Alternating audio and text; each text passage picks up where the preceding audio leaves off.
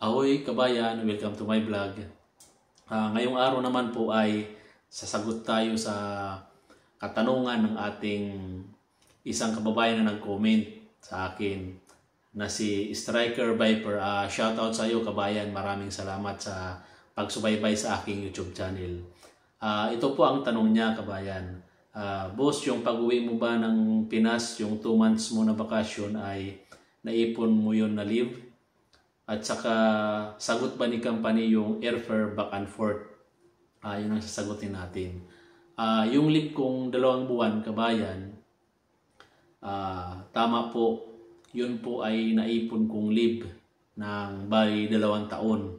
Kasi hindi ka naman makakapag-leave dito ng palagi dahil nga ang pasok mo lang naman ay 15 days sa 1 buwan. Kaya marami kang bakanting araw, kaya hindi mo siya totally magagamit. Magagamit mo lang siya kung sakaling nagkasakit ka o tinamad, pero more on hindi ka naman masyadong magiging magagamit pala yung leave mo dito kasi sa sobrang haba ng pahinga. Sayang kasi kung gamitin mo ng walang dahilan. Diba? Kasi ang bawat leave namin dito sa isang taon, parang 13 days ang ano namin, 1 taon. 1 buwan talagang pasok kasi umaabot naman kami sa minsan 15 to 16 1 buwan pag may 31. 14, 13, depende sa magiging fund. Pero ganun lang po ang pasok namin sa 1 buwan. Bali yung nagamit kong leave ay mula nung 2023 yung naiwan ko at saka yung 2024, naubos ko po yun at kinulang pa nga ako. Bali, pinapirma po ako ng HR ng almost 3 days na unpaid leave kasi nga nagsubra na po yung ano. Bali, pagbalik ko dito ngayon ay wala na po akong leave. Bali, magkakaroon po ako next year na ulit. And then sa ano naman kabayan, yung pamasahe, bali ako na po ang bayad, almost 19,000 na po yun balikan, crowns. Bali kaya lang po nakamura kami kasi December pa lang bumili na kami ng ticket, and then ang uwi namin ay March, kaya medyo nakapagtipid kami.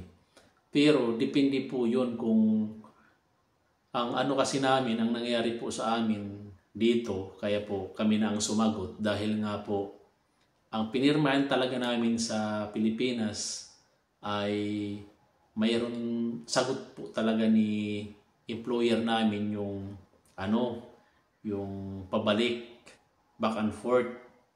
Ang naging problema ay maaga pa lang nagbago na ng contract dito sa Czech Republic kasi nga that time ay inoferan nila kami na mag hourly rate or mag leave out na, hindi na namin gagamitin yung lumang kontrata, magbabago na po kami ng kontrata.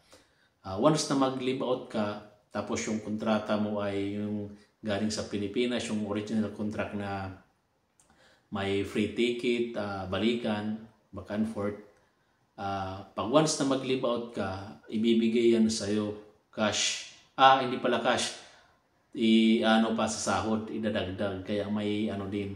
Bali, ang na-receive kong noon, kabayan, ang na-receive kong pera na pamasahe dapat sa Pinas ay almost 18,000. Ganon. Pero ang magiging na lang, parang 14. Kasi nga, mabubuwasan ng tax dahil nga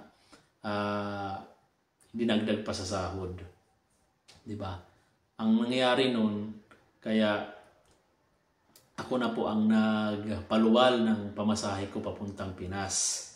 Dahil nga yun sa sinasabi ko po sa inyo, yung offer ni company na magbago na ng contract. Once na mag-contract ka, ibibigay nila yung pamasahe mo na dapat nasa lumang kontrata at ikaw na rin yung magbabayad ng bahay.